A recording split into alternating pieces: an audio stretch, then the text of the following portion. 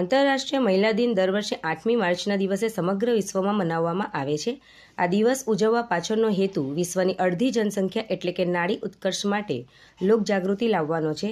દરેક મહિલાને તેમના કામ, અધિકારો અને સમાનતા માટે પ્રોત્સાહન આપે છે।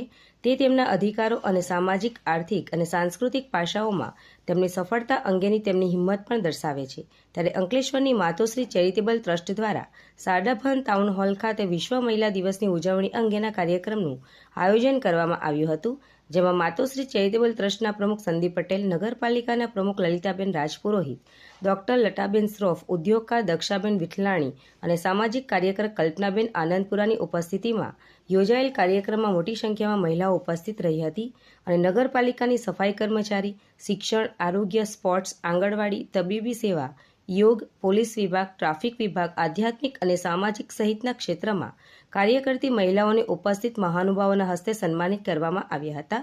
આ કાર્યક્રમમાં નગરપાલિકામાં ચૂંટાયેલી મહિલાઓનું પણ સન્માન કરવામાં આવ્યું હતું।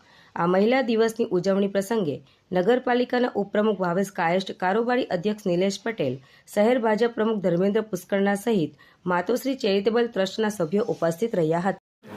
સૌપ્રથમ આપ સૌને જય શ્રી કૃષ્ણ। મારું નામ ફાલ્ગુની ચિંતન પટેલ છે। હું સામાજિક કાર્યકર્તા અને યોગા ઇન્સ્ટ્રક્ટર તરીકે ઓળખાઉં છું। આજનો દિવસ બહુ ખાસ છે, આંતરરાષ્ટ્રીય વુમન્સ ડે। અમે લોકો માતુશ્રી ચેરિટેબલ ટ્રસ્ટ દ્વારા અમને આજે સન્માનિત કરવામાં આવ્યા છે, એ બદલ હું એમનો ખૂબ ખૂબ આભાર વ્યક્ત કરું છું।